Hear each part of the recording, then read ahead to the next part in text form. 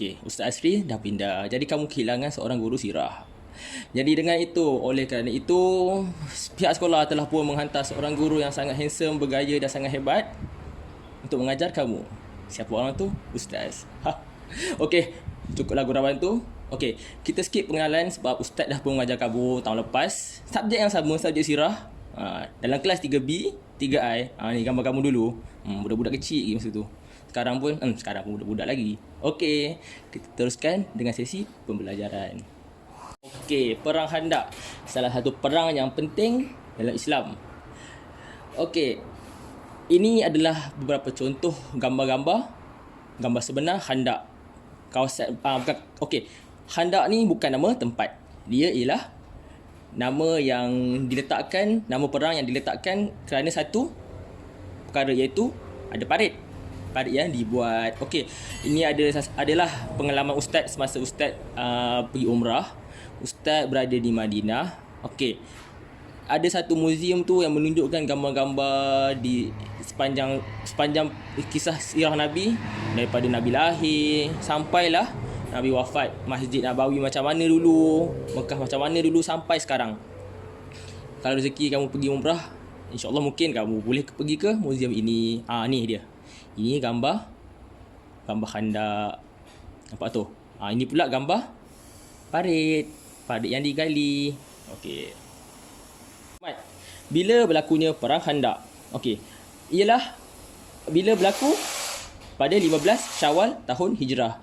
Okey, Ustaz minta maaf, rumah Ustaz sedang ada pembinaan jadi agak bising. Okey, tak apa, kita teruskan belajar. Okey.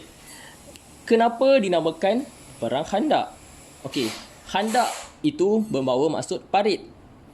Parit, sebab apa perang tu perang parit?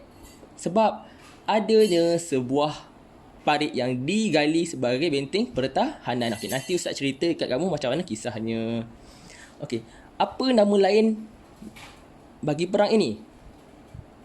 Perang ini juga dinamakan sebagai perang Ahzab, yang membawa maksud tentera bersekutu. Bersekutu ni maksudnya dia bukan satu kumpulan je. Dia ada gang. Okey. Maksudnya perang tu terdiri daripada ada yang datang, ada musuh tu daripada geng-geng. Dia berkumpul, bergabung. Okey. Bilangan peperangan. Bilangan yang terlibat dalam peperangan. Tentera kafir Quraisy, bukan kafir Quraisy, sebenarnya tentera musuh ada seramai 10,000 orang yang diketuai oleh Abu Sufyan, dan terdiri daripada 3 kaum, iaitu kaum Quraisy, kaum Yahudi dan kabilah-kabilah Arab yang lain. Okey, nanti Ustaz ceritalah macam mana diorang berkumpul. Okey. Tadi tu 10,000. Okey, gambaran macam mana 10,000 tu ya. Kamu tahu bilangan pelajar-pelajar Al-Munir setiap kali perhimpunan. Okey, itu baru 700. 1,000 pun tak sampai. Kamu gandalah dalam 12 ke 13 kali lagi bilangan tu. Itu barulah 10,000. Manakala umat Islam pula pada masa tu mempunyai seramai 3,000 orang. Tapi bila namanya kuasa Allah, bilangan tak penting. Mana boleh berlakunya perang ni? Okey. Macam yang kamu ingat, masa tahun lepas, tahun 4, Ustaz ajar kamu tajuk hijrah. Nabi berpindah dengan umat Islam, berpindah ke Madinah. Okey, masa berlaku juga satu peristiwa, iaitu Piagam Madinah. Okey. Piagam Madinah ni Ustaz tak pasti kamu dah belajar belum? Mungkin asalnya macam belum. Okey. Kedah tak ingat. Okey, tak apa. Sebab Ustaz tak ajar kamu tahun 4. Jadi okey. Piagam Madinah tu apa? Piagam Madinah tu ialah perjanjian Madinah, di mana mereka bersetuju buat surat, mereka akan hidup secara harmoni. Adalah peraturan-peraturan dia, tak boleh serang ini, tak boleh serang itu. Okey. Macam yang Ustaz maklumkan, bukan semua orang Islam di Madinah. Ada juga orang lain masa zaman tu. Ada orang Yahudi.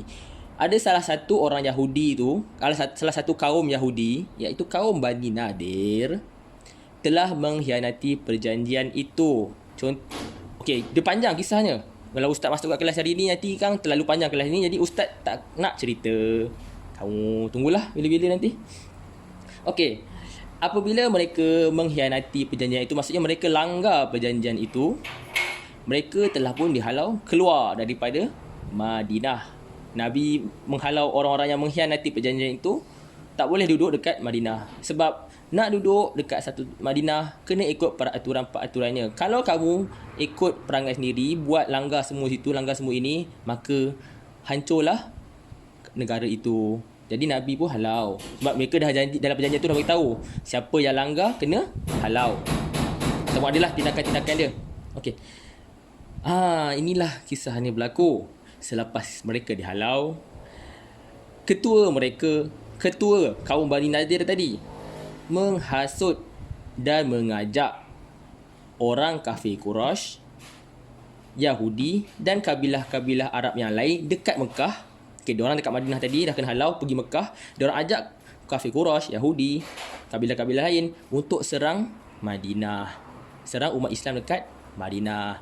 Nampak? Dia macam orang kata revenge, balas dendam. Okey. Kisah macam mana boleh adanya parit ni? Okey, selepas mereka semua bersepakat nak serang Madinah, berita tu sampai dekat Nabi. Maksudnya adalah Ustaz pun tak ingat maksudnya wahyu ke ataupun ada orang sampaikan dekat Nabi ke, yang orang Bani Quraisy, yang tentera yang tadi tu bersekutu tadi tu, yang 3-4 kabilah tadi tu nak serang Madinah, nak serang umat Islam dekat Madinah. Jadi Nabi pun segera buat tindakan cepat, bermesyuarat dengan umat Islam untuk persediaan perang. Okey, dalam mesyuarat tu salah seorang sahabat Nabi, Sulaiman Al-Farisi, Sayyidina Sulaiman Al-Farisi, mencadangkan untuk membuat parit sepanjang laluan masuk ke Madinah. Laluan masuk, okey, kalau nak masuk kelas ada pintu kan. Jadi mereka buat parit dekat depan pintu tu, orang tak boleh masuk. Okey, macam itulah contoh dia. Okey.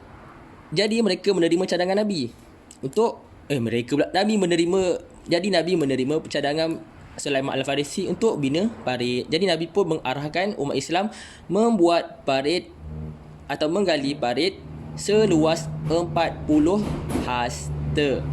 Luas kamu belajar kan? Matematik. Luas macam mana? Yang macam bentuk cube. Okey, Ustaz bagi bentuk cube. Okey, macam ni lah, senang. 40 hasta tu macam ni. Bentuk lengan kamu ni. Lengan tangan ke siku. Ya kot. Okey. Hasta, okey. Kamu pandang depan kamu. Okey, kamu bayangkan hasta ada 40 hasta. Tadi tu satu hasta. Ada 40 ke depan kamu.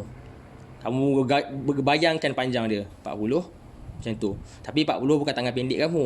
Kamu budak-budak lagi. 40 hasta diambil daripada ukuran orang besar. Okey, 40 ke depan. Dan nak tahu dalam dia, okey, kamu pandang bawah kamu, kamu bayangkan tanah tu digali 40 ke bawah, 40 hasta ke bawah. Itulah luas perang parit lah tu. Luas parit masa perang Khandaq. Okey, sepanjang pembinaan parit tu kamu boleh ingat kot kisah tahun lepas yang Ustaz cerita dekat kamu, kisah mukjizat macam mana Nabi melemputkan tanah dengan melalukan serbannya dekat tanah dan umat Islam gali, dan juga kisah yang sahabat Nabi ingin menghidangkan Nabi makanan dan Nabi menjemput semua umat Islam untuk makan sekali pada masa itu. Okey. Untuk tugasan kamu hari ini, okey, ini Ustaz ada sediakan kamu beberapa soalan. Tugas kamu salin soalan, jawab, nanti tangkap gambar, send dekat nombor Ustaz. Okey, boleh. Ustaz bagi masa seminggu sampai kelas sirah minggu depan akan datang. Okey. Sekian, itu saja kelas Ustaz pada hari ini. Ustaz minta maaf mana salah silap. Kita jumpa lagi dalam kelas akan datang pada minggu hadapan. Sekian, Assalamualaikum warahmatullahi wabarakatuh. Bye bye.